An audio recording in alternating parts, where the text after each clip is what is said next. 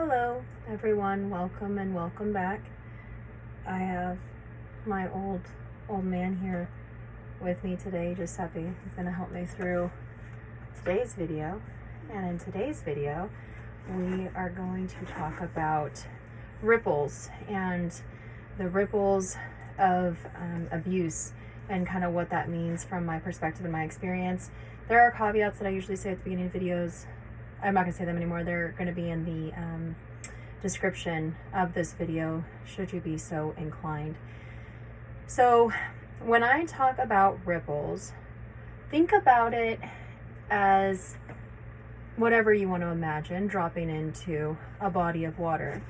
Let's say you're dropping a marble or a coin or a whatever, and you go to a body of water, perhaps a fountain or a pond, and you drop it into the water, and then you see obviously the ripples come from that. And sometimes we have fun with these things, right? Like a lot of times we skip stones, for instance, and we skip it across a body of water, and we see the stone skip and we see the ripples come out, and that's all great and fun. But that's not the ripples I'm talking about. The ripples I'm talking about are when an event of abuse, domestic violence, intimate partner violence occurs, and how that event or series of events or that time period or whatever, how those ripples spread from that event and affect not only the victim and the victim's maybe children or direct family members, but their friends and their community and people that are going to be in their future, and how it affects their colleagues and their work environment, and therefore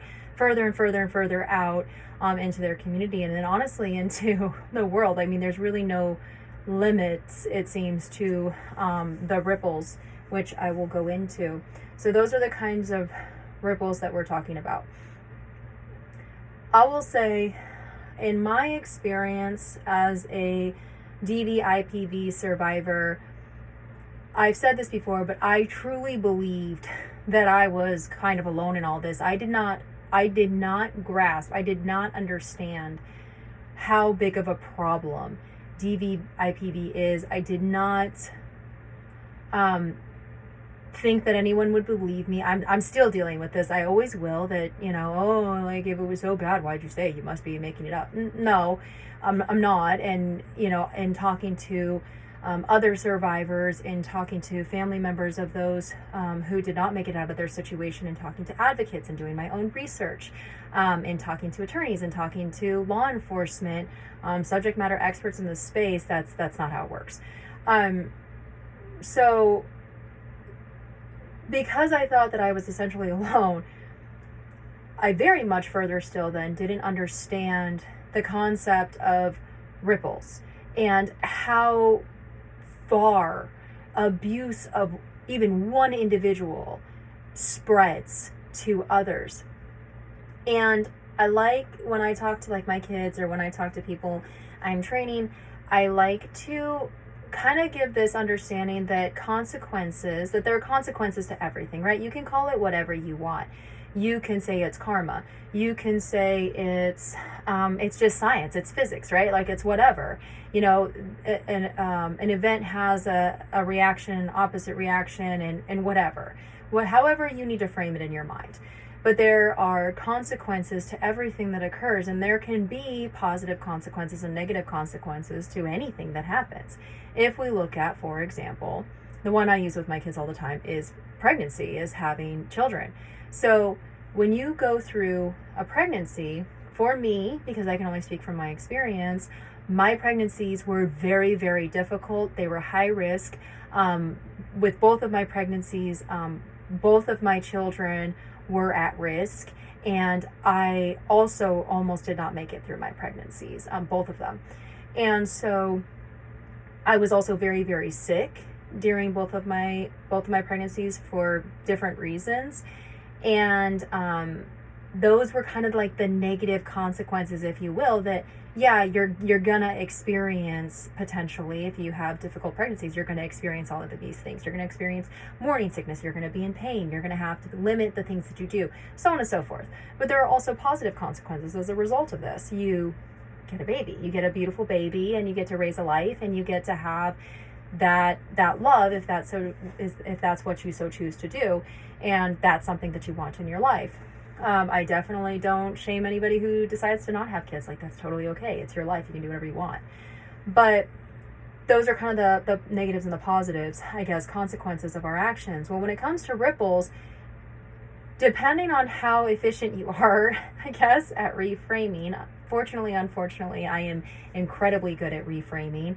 I've been through a lot of therapy, and so I can look at a situation and say, okay, well, instead of why is this happening to me, I consider why is this happening for me, and that helps, right? Like, sometimes I wonder if I call it coffee lighting instead of gas lighting, because it's like I love coffee, and I'm just like kind of convincing myself that everything's okay, and like that it's all right, and it happened for a reason, and whatever. And perhaps I coffee light too much, and that's how I was in it for 10 years. I don't know.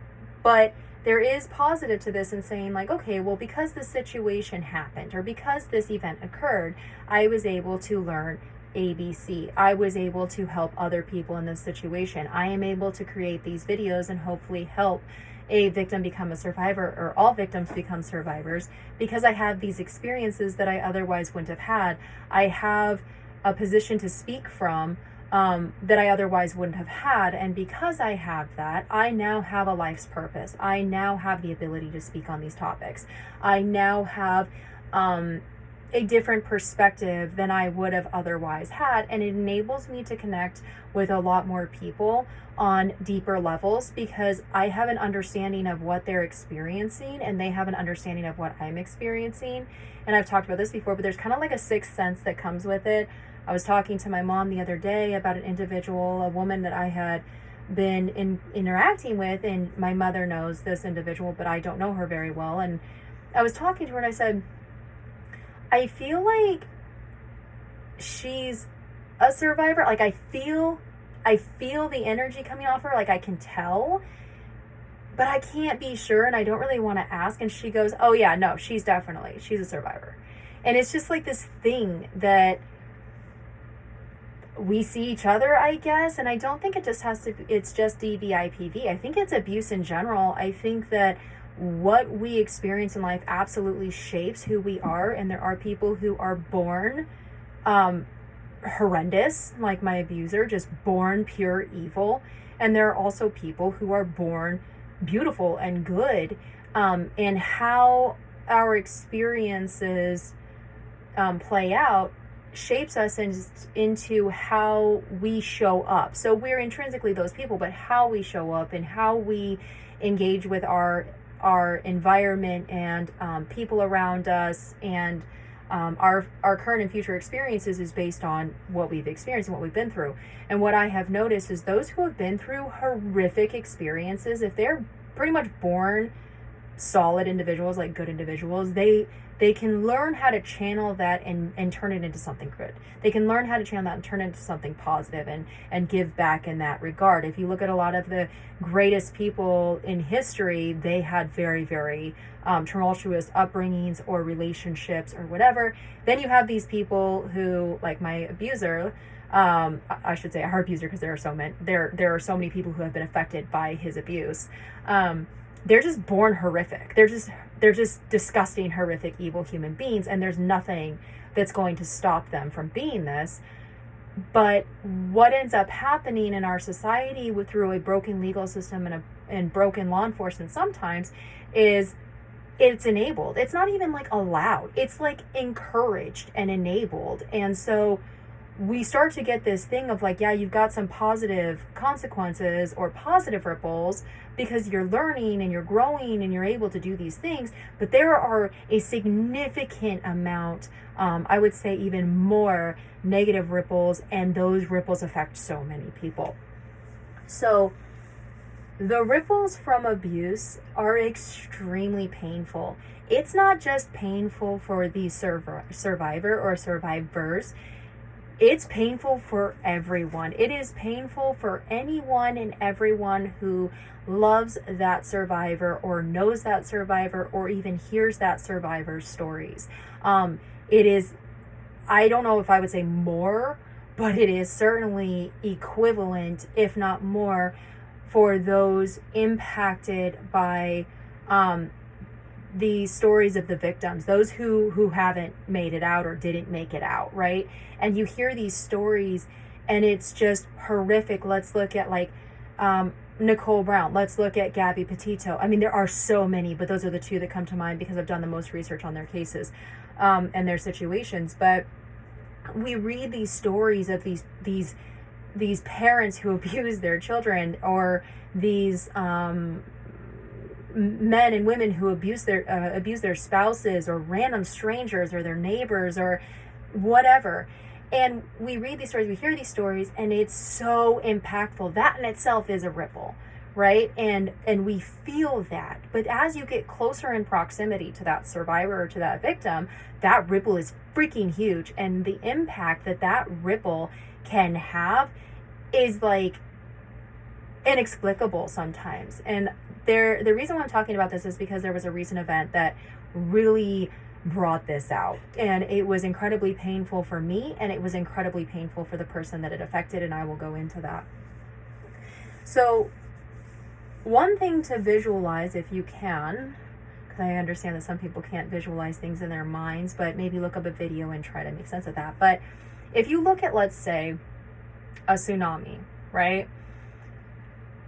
You have this situation where you have an event that creates a wave, right? So I was actually in Hawaii in 2015 when the earthquake struck off of the coast of Japan, and it obviously caused the catastrophic tsunami in Japan, and then it also caused a tsunami to come to Hawaii.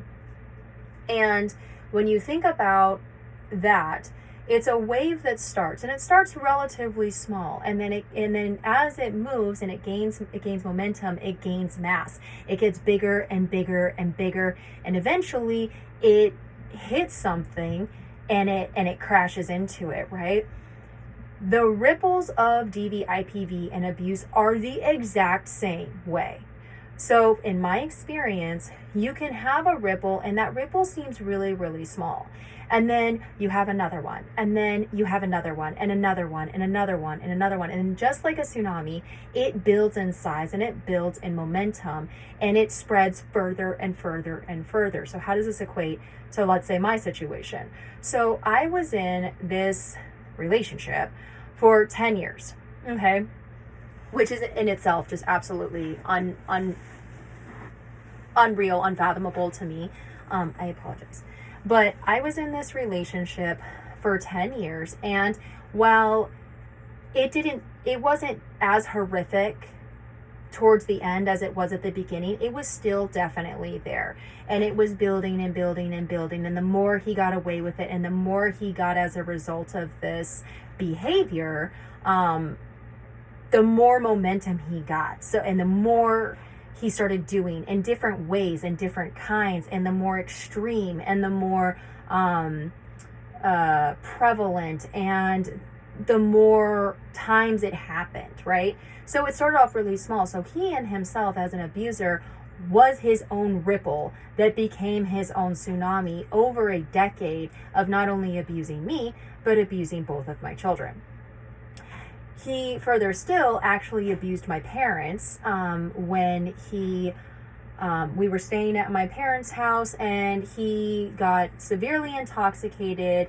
My dad asked him if he would be willing to get a job to support, because I was very, very sick at the time. Like I've said a million times before, I am very willing to bet that he was poisoning me, but I was very, very sick. I was in and out of the hospital. I was working full time. I couldn't take time off because I didn't have the capacity. I didn't have the ability to do that financially, and it would have been a risk to my position.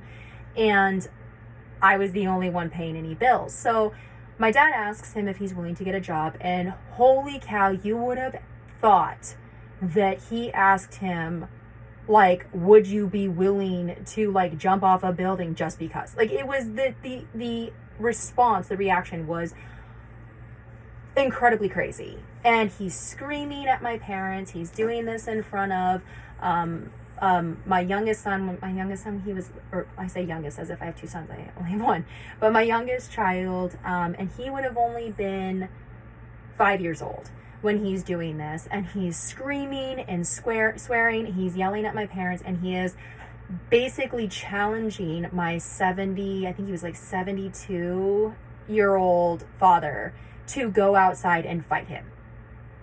That is right. So that's what this person is doing, and just keeps doing it. And as my father is saying, no, like, we're not gonna do that, like, it was a simple question, he gets more and more enraged that he's not getting what he wants. And then further on down the line, he ends up rearing back because he yelled at my mother, and I turned around and I said, don't you ever talk to my mother that way. And he reared back to punch me, and my mom had to stop him. Okay, so did it start that way? No, it didn't start that way. It is a very slow, progressive, ripple, small wave that grows and grows and grows into the tsunami that it becomes. Then you have, once I actually got out, right? And I actually fled after that final event of, there's literally no way to call it anything other than attempted murder that I just so happened to survive because I had a witness there. I had an adult woman there that laid over top of me to stop him from hitting me. So you get to this point where you're like, okay, well, you've fled, right? You're free. No, you're not free. You're not free, because the way the system is set up, it is set up to support abusers. It is set up to give them more rights than the victims of the violent crime. And I will sit here and say, I have already accepted that I am never going to get any form of justice in a courtroom. I'm never going to get any protection from the legal system. So I'm doing whatever I can to find protection elsewhere. And I don't know what that ever is going to look like. But it doesn't change the fact that the waves are always going to be there. And they're always going to crash down on me and the people I love and the people around me. So after this event, you would think, okay, well, that was the final crash and there's nothing else, right? But that's not true, because if you look up tsunamis, you get that final wave, that final crash that comes in. But if there's a body, some sort of mass nearby, it actually goes out, hits that, and then comes back in. So when I was in Hawaii and I was experiencing this tsunami, that was what was happening. The wave, the tsunami, had hit the islands, gone back out because it came in and then has to go back out.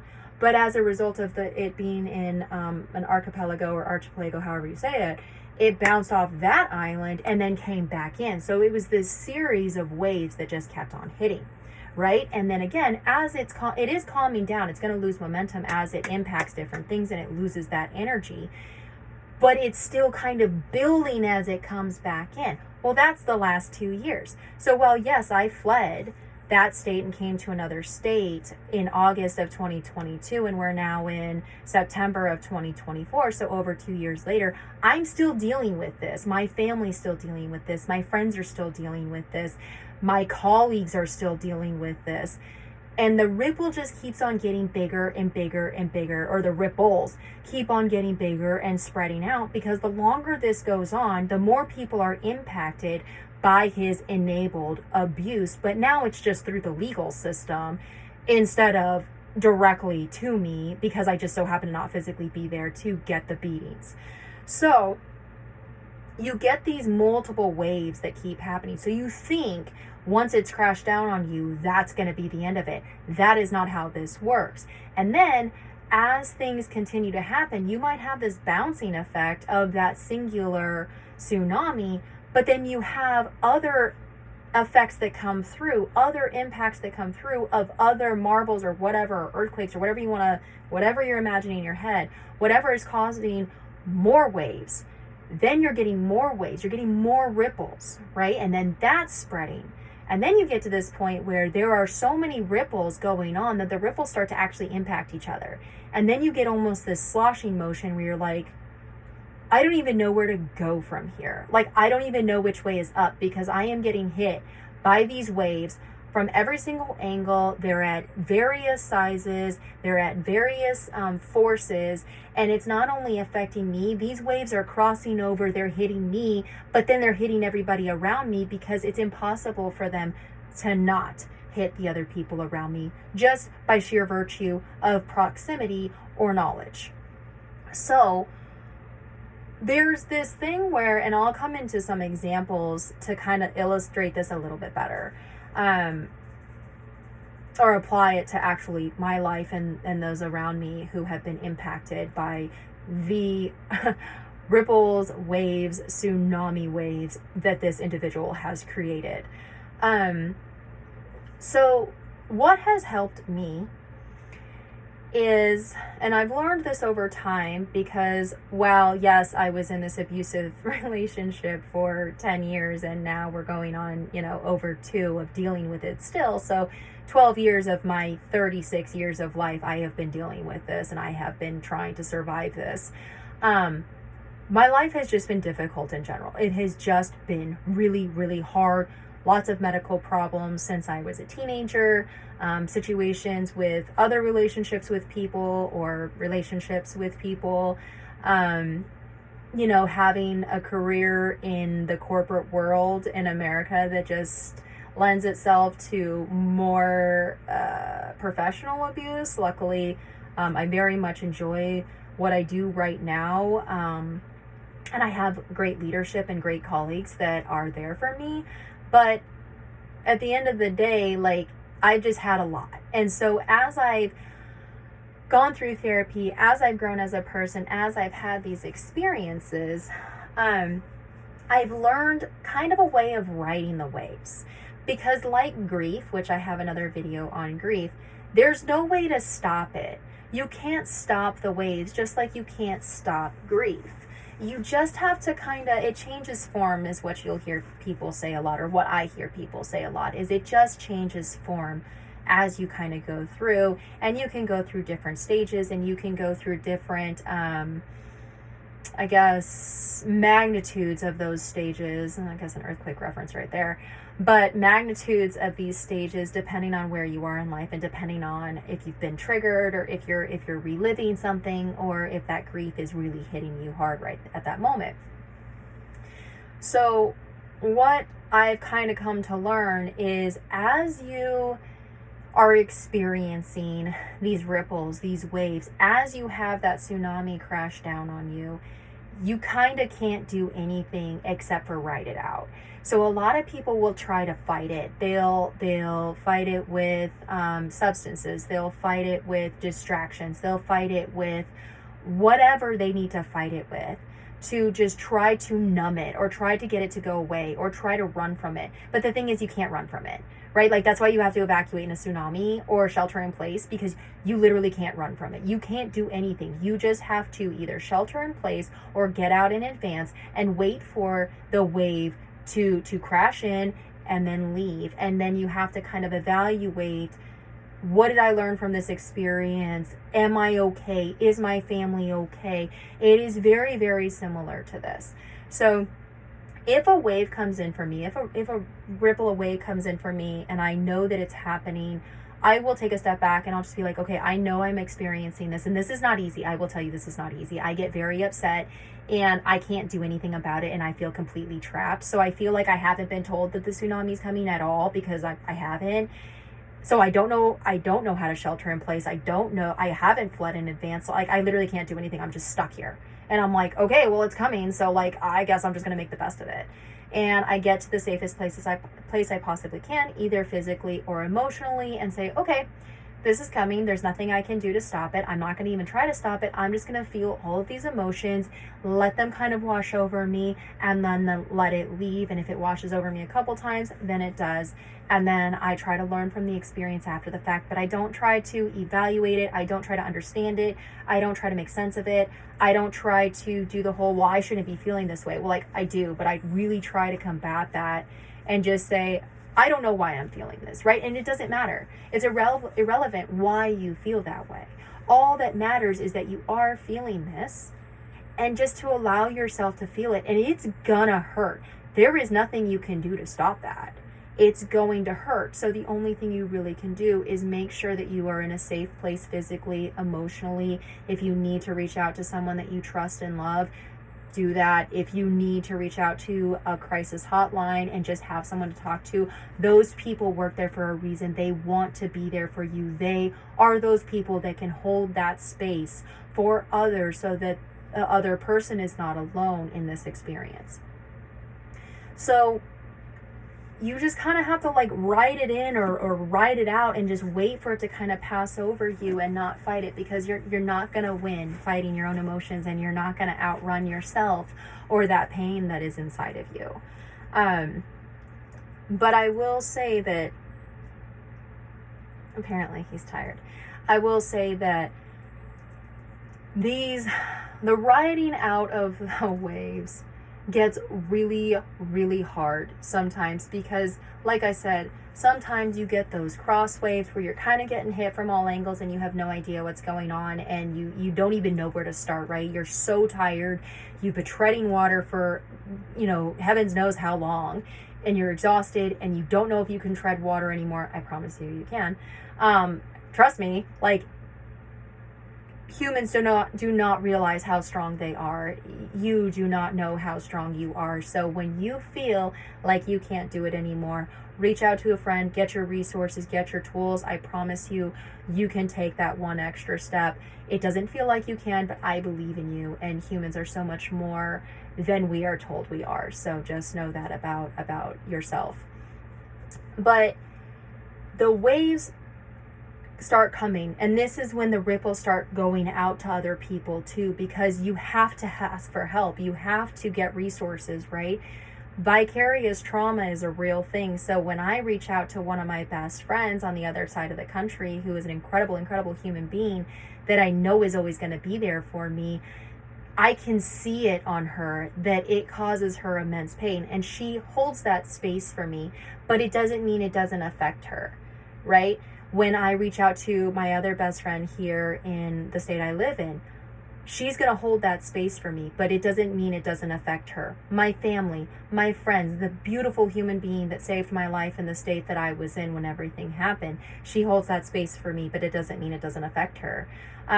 My partner, who is just an unreal powerhouse of an individual, he holds that space for me, but it doesn't mean it doesn't affect him, right? And my children, and so on and so forth. But even beyond that, right? All the people who saw the bruises all over my face after it all happened, they held space for me, but man, did it affect them. I still have connections with some of those people that I met at random, and they tell me how much it affected them negatively, how much it pained them to see this. When I talk to people at the bank and I'm trying to explain to them why I am so financially destroyed after my finances have been impeccable my entire adult life, they're impacted. I end up with people on the phone crying because they don't know how to help me, right? We have therapists, they're impacted. So all of this stuff, right? But then you've got like financially, right? And the economy and the community. So you have these people that are close in proximity, but then you got to think about by extension. What I do for a living, I train people all over the world on how to keep themselves safe and secure, all over.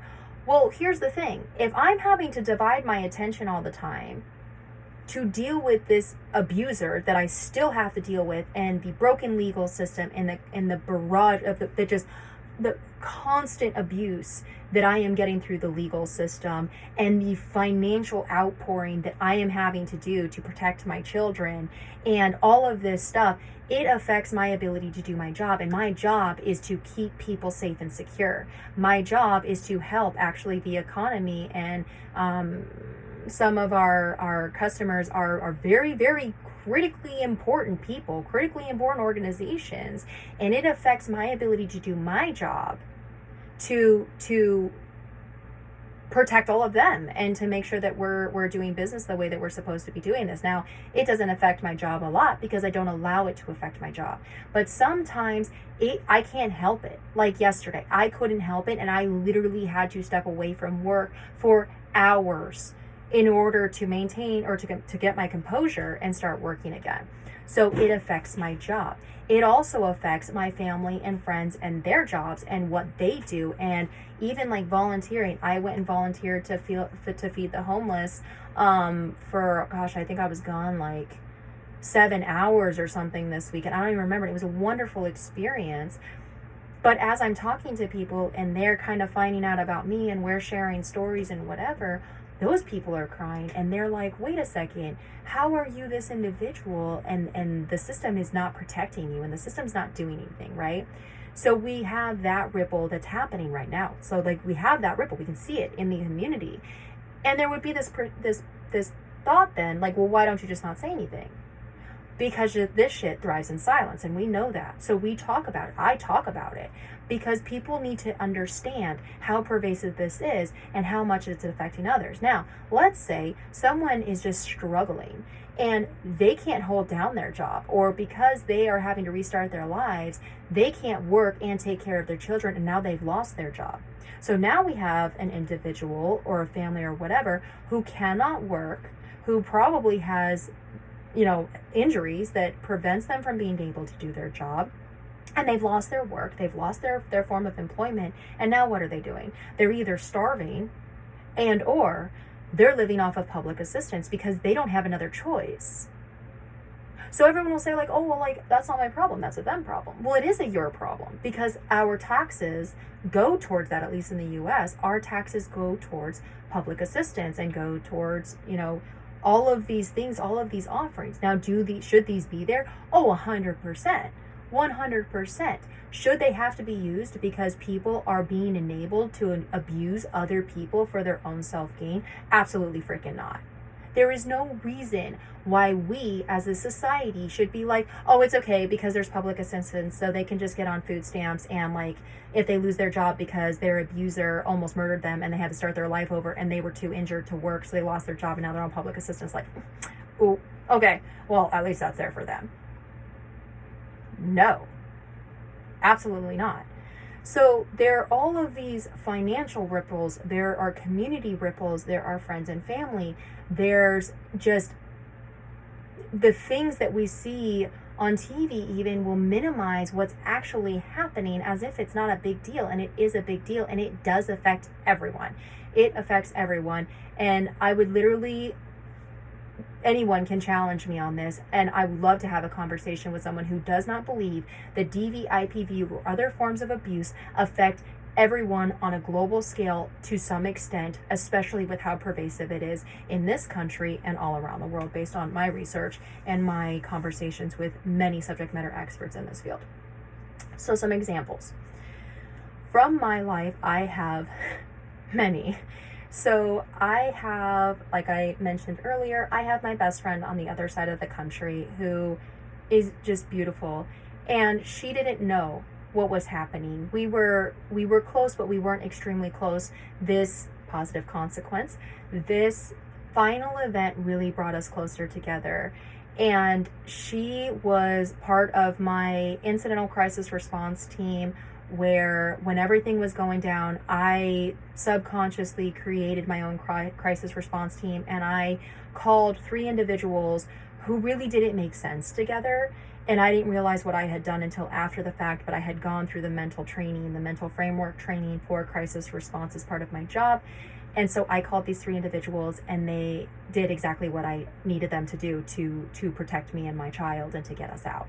So the thing is while yes, we became much closer friends as a result of this, and we talk every day, pretty much every day, she has this vicarious trauma that lives in her, and she has this inability to do anything, and she wants to do the right thing, and she wants to use her expertise to bring more awareness to this. But that the frustration of watching what I'm going through and how broken the system is has actually awakened her to the broken system. Now, just like me, in being a former investigator and truly believing that people who did the wrong thing were held accountable for their crimes and were, sent to jail and blah, blah, blah, blah, blah, she believed the same thing. right? We met through work. So she believed the same thing and wholeheartedly believed that the system was there to protect victims. And as we have talked about in many of our conversations, that image has now been completely obliterated. And what it ends up doing, at least for me and what I've talked about with her, is you start to second guess everything that you've ever done, right? If you work in that, you're like, what? Wait, I've been an investigator for over a decade. I've been in security for 15 years. And what I'm finding out now through direct experience is that there are people in this system that want the abusers to get the upper hand. Why? Well, perhaps they're abusers themselves. Like, I don't know, right? We can see that in research that people will take positions wherein they are abusers and they can abuse people through their position because the victims have no other option. That's just what it is. Is it a financial thing? Well, if I do the right thing and get justice for this victim, well, then I make no money as a defense attorney, right? Like, or I make no money as a judge, or I make no money as a reunification therapist or whatever. I'm just throwing out the issues I've dealt with. Like, they don't make money if something is successful. They don't make money if the system doesn't, you know what I mean? Like, if they're not constantly in the system and constantly going to court and constantly paying attorney fees and constantly paying for all of these, freaking dumbass therapies that they're just making up that put children and true victims at risk, they're not making money, right? So now we have basically a for-profit system that makes money off of people being abused. That seemed a little backwards to me. Like, where's the incentive to actually do the right thing? Now, are there people who do the right thing? 100%. There are people who do the right thing. But there are also a lot of people, maybe even more, that don't want to do the right thing because they can't get their fancy sports car or whatever they're going for in their role that is supporting abusers being able to continue their abuse. So she's impacted by this every single day, and she will be for forever, right? Like, it's not going to go away. Even if her and I were to not be best friends anymore, that's not going to change anything. She's still going to be negatively impacted by this experience, and she's still going to feel that pain, and she's still going to go into any relationship she has with that in the back of her mind of, is this going to become abusive? Or now she looks at family and friends and she's like, are they being abused? Again, this could be a good thing, right? Because now she's got that awareness. But is it really a great thing when every relationship that you have, or every friendship that you have, or every new relationship for your friends and family, you're wondering if that person is actually abusing them? Now, you could say, well, I mean, it's always going to be there. Does it really always need to be there? Why are we as a society not doing something to protect victims and to raise the awareness and to actually give programs and really have a system that supports the victim or the survivor getting out and staying out and actually holds their abusers accountable? I don't know. I feel like these are really good questions. These are questions I ask myself all the time. I can tell you I don't get answers, but maybe one day I will. Another one, my sister. So my sister, as part of one of my victims' impact statements, actually said that she will never ever see my phone number or my contact card show up on her phone, that she will not wonder if that phone call is so that she has to come and get me for some sort of catastrophic event again. Now, my current domestic partner, like I said, is an absolutely wonderful human being. He would never, ever, ever, ever harm me or my children ever in a million years. And I know this to be true. And so does she. But it doesn't change the experience she has, and that every single time I call, her palms start to sweat, her heart starts to race, she starts to get blotchy, and she is scared of what she's going to hear when she picks up the phone.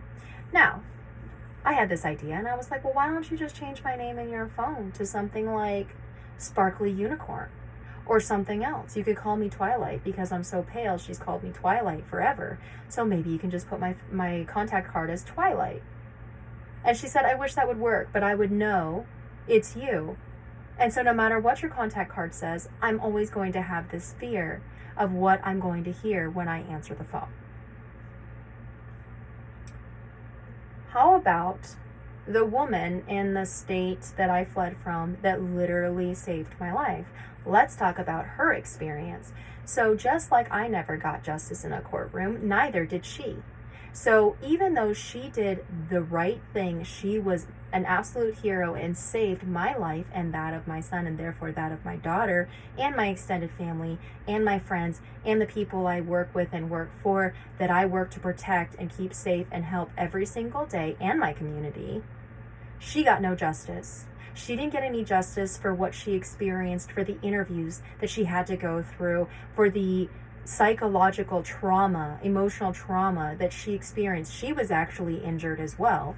So she didn't get anything with that whatsoever. She didn't get anything for that. And as a result of her experience, she became very, at least partially because of that experience, became very untrusting of going outside. She had a lot of medical issues that had come up, and actually had owned her own business for multiple years and was doing very well and was happy at the time, which is how we met, and had to actually shut her business down because she could not go into work. Again, can I say it was all because of that? No, because I can't speak for her.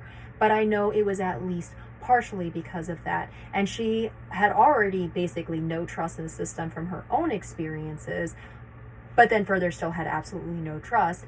And she got no justice. There was no accountability for the individual who, as she laid over my body to protect me from being truly beaten to death, and he turned and started screaming at her and swearing at her and berating her and all of those things, she got no justice either. And then it likely affects her wife and her family, because as she deals with the emotions of experiencing something like that and then getting absolutely no justice, never being able to speak her truth, never being able to testify, right? Because they dismissed the charge. So neither of us ever got that opportunity. Her family and friends just get to try to support her in the best way they can with no way of knowing how to do that. And the list goes on and on. I think it's very obvious, without me going into it, the impact that this experience, not only the 10 years of abuse and that final event, but the 2 years since of fighting and fighting and fighting and interviewing and interviewing and interviewing with absolutely nothing happening, how that affects my children, because they have also interviewed countless times. They have also been questioned countless times. They have also spoken out against the abuse countless times at very, very, very young ages for nothing to happen. So now my children believe that nobody believes them, and that speaking out against abuse and speaking out against injustice literally means nothing, because nothing is going to be done. So why put yourself through the pain if nobody's going to support it anyway, right? So we can see the ripples and ripples and ripples that happen as a result of the actions of one individual. And further still, all of the people that support this individual, because for some reason people think blind support is love, and blind support is not love, it's enablement. I will leave with this last example, which was the one that happened yesterday. And this is the most painful example I have, because it shows just how big those ripples and those waves can become a huge tsunami that literally destroys other people just by sheer connection. So my partner, he decided he had worked in tech and was unfortunately part of the wave of, or waves I should say, of layoffs that have been happening in the tech industry, in the US for sure. I'm not sure about outside of the US. And he was hit by the reductions in force. And as a result of that, he went on a soul search, if you will, of what he really wanted to do, and he decided that he wanted to become a first responder. And I think this is perfect for him, because he is a very stable force. He is very understanding. He's brilliant, and he would do very well to save lives and to protect others and to kind of set a control for an emergency response so that people know it's going to be okay and actually make a difference, a positive difference in the community, in society, right? And then those people would go on to hopefully do more positive things as a result of surviving and then their experiences, right? If you don't understand this concept, look up the movie Pay It Forward. It explains it very, very well, how one person can do something, and if that one thing affects 3 people and then those 3 people go on to do it, do that same positive thing, it affects 3 more people with each of those, and it exponentially grows in positivity. Another beautiful thing that I live my life by, and I have since I was like 13, 14 years old, is the starfish story. You know, it made a difference to that one, and that's what I live my life by. So he decided he wanted to become a first responder, got signed up for the classes, and for that first week was doing absolutely amazing.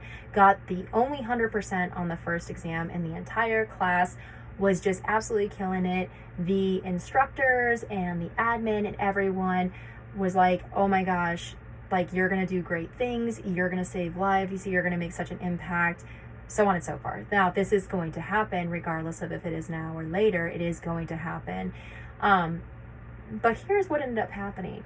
So I ended up finally receiving records from the court that they tried to withhold from me against my rights as a victim. But I finally ended up receiving those records through multiple attempts to get them. And because I can literally feel my heart starting to go, and I might get blotchy, but because I cannot continuously experience seeing these things and reading these things, especially reading blatant lies from attorneys and things that they're not lies because they're differences of opinion. They're straight lies that I can disprove with evidence, but nobody actually will look at the evidence. But we get these records, and so because I have these experiences and because they're very triggering for me, my partner actually will look at the documents for me and then kind of prep me and let me know how bad it is, like, so that I'm not going in completely blind. He will read everything in advance for me and say, okay, this isn't actually that bad, or like, this is what this means, or this is kind of how I see this, but this is what we can do. And he kind of guides me in that way because I can't do it alone. It's too much. It's too hard. And as a result of me sending him the records and him looking through those records, he even called it out himself. He made a very big mistake, and he wasn't doing it intentionally. He was trying to help me, but he ended up starting to watch the body cam footage. I have not watched the body cam footage. I have had it since the beginning as part of Discovery, and I have not watched it because I saw one thumbnail image, a still image of the hospital room, the emergency room that I was in that night, and I literally thought I was gonna pass out. Like, I literally almost passed out just looking at a thumbnail. So I knew that I could not watch these videos. Thinking I was going to be going to trial, I also didn't want that to influence the outcome of the trial, so I did not watch them, so I would be able to say, no, I have not watched the body cam footage. There's still a part of me that thinks there might be a very small chance, again, coffee lighting, that there might be a very small chance that he might actually be held accountable at some point. It's probably not going to happen, so I haven't watched them yet. But he makes this decision to try to help me and watch the body cam footage, and he gets several minutes in, and what he sees and acknowledges, especially becoming a first responder, is that from the time the call came in to dispatch to the time paramedics, first responders arrived on scene, it was at least 15 minutes that I was unconscious on the ground. And when officers arrived on scene, one of the officers had approached, and you could see me laying there. And then as they flipped me, my understanding is as they flipped me when the paramedics or first responders arrived, you could see my face and you could see the damage that had been done.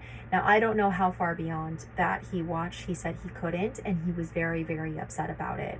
Now, here's what ended up happening.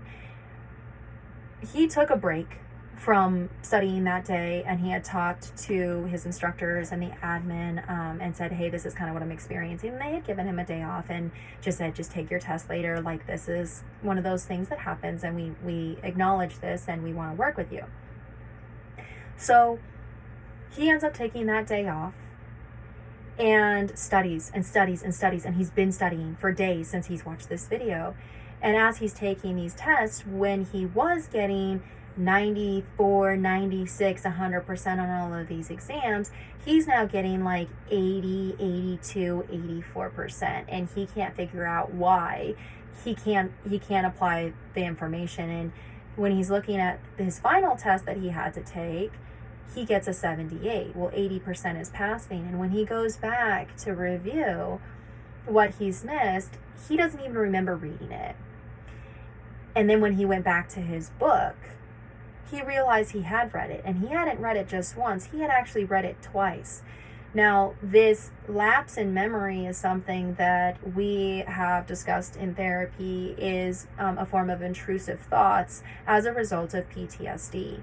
And what some studies have suggested, many studies have suggested, is that PTSD is not the event itself that causes the trauma, that causes the PTSD. It's the inability to do something about it. It's the inability to step in and intervene. It's the inability to take some sort of action against the person or entity or individual or whatever that is happening. You can't control it. You can't do anything. So you're just stuck there. And so he's already been experiencing this as a result of watching me and our family get raked through the system by, our abuser. And he's been dealing with these waves that have been building and building and building. And then he's watched the body cam footage, or a little bit of it, and seen what this individual did, and now calculated how long I was unconscious, and the fact that that can actually lead to permanent brain damage, and that I probably only survived because of the way I fell. And the way I fell, I just so happened to have an open airway. But based on how damaged I was, how injured I was, it was pretty much a freaking miracle that I survived. And so he's dealing with all of this and knowing that there's nothing that any of us can do. And all of the fighting in the world and all of the evidence in the world from many people in 2 different states, from all of these different agencies, from local to federal level, nothing has been done to stop this abuser from continuing his abuse, not only of me and my family, but further still of the community, and likely his current domestic partner. Or she just doesn't have any idea yet, and it hasn't started happening yet. But a level C DV perpetrator, highly unlikely to remediate, is not going to remediate, especially when his entire history has been abusing others, including when he was a child and he intentionally killed animals just to see what it would be like. So he ends up having this experience, my partner, and he goes to take the test and talks to an instructor, and the instructor shares his own abuse story with his family, and advises him, I would recommend you just kind of take a step back and then re-enter the program when you're ready. Okay. Great advice, right? Like, sometimes you can only do so much. But the pain was, as he was driving out of the parking lot to come home, realizing that my abuser, that our children's abuser, because he takes care of them with me by ourselves now, that our children's abuser has now completely destroyed, completely obliterated what he was going for. Because all of those waves that built over time, and that tsunami that built over time, suddenly came crashing down the moment he saw it on the video, because he realized truly how bad it was. Like, he always kind of knew, right? But knowing, believing, and really experiencing it versus just kind of having knowledge of it, they're very different things. So he saw it, and he was able to put himself in this position, and he has seen everything that has happened since, and he has heard all of the stories of all of the things that we went through, and how many times I had been abused in every single way. And it hit him. The wave, the tsunami wave, crashed down on him, and he realized in this moment that his path that he was on, that would have put him in the position to save lives and to help others and to be there for the community and to have a lasting positive impact on this world, had just been obliterated by an enabled abuser. And this is not uncommon. This just so happened to happen yesterday. This just so happened to happen in my situation, but this is happening constantly. This impact, this ripple effect is happening in every single form, in every single case of abuse, in every single incident of enabled abuse. These ripples spread and they keep spreading, and then they start coming from different angles, and then they start crossing over each other. And now we're all in just this sloshing mess where we don't even know what we're doing anymore, and we don't even know how to help each other anymore, and we're just throwing daggers at each other because we just don't even know what's going on. And instead of taking a step back and being like, whoa, what is happening? Why is this happening? Why are we allowing this to happen?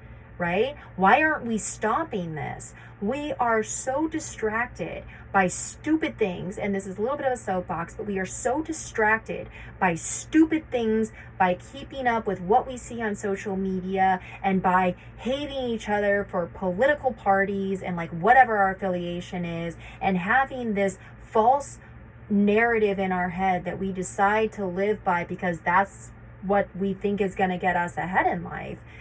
That's what we do. And instead of looking at, wait a second, what is actually going on right now? That's what we're choosing. We're choosing distraction. We're choosing to run from this problem. That's what we're choosing to do as a society. I'm not going to stand for it, and I know many who won't stand for it, but that's what we're allowing to happen. And we don't have to do that. We don't have to be like, oh, okay, I'm sorry. Like, no, like we need to stand up. We need to do something about this. And that's why I make these videos. Even if it only gets 12 views, well, maybe the right person will see it, right?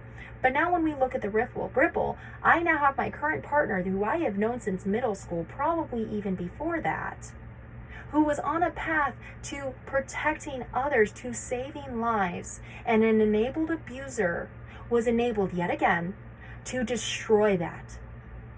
And that is just one example of countless examples in my experience and in my life alone. And if you think about 1 in every 3 women will experience domestic violence, intimate partner violence in their life, how many is that? How many is that? Are we gonna just keep on allowing that? I hope not. I'm fighting for it not to be that way. So a little bit of the soapbox at the end, but I wanted to go through the ripple effect and how it impacts everything.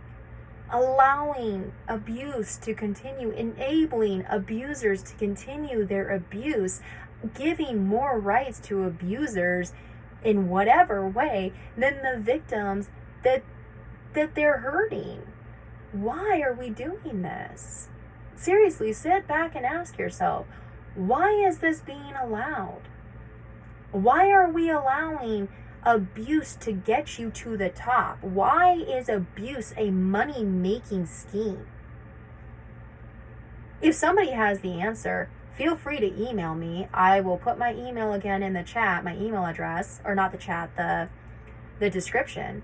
But please, feel free if you have an answer as to why there is a positive reason we are allowing and enabling this charade to continue.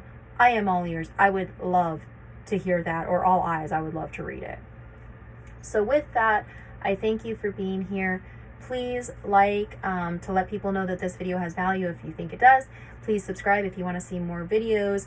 Please comment if you want to see anything in particular, or just to have the conversation going, get it started. Let's talk. Let's get this message out there, and then share. I get nothing for this. I don't get anything for this. I don't get money. I mean, I don't have enough views to get money, and even if I did, I don't care to get money for this. I do this so that I can at least hopefully help one victim become a survivor, or help teach others how to support their family, friends, and community members so that those victims can become survivors. So please share at your comfort level. And as always, let's save some lives together. Thank you.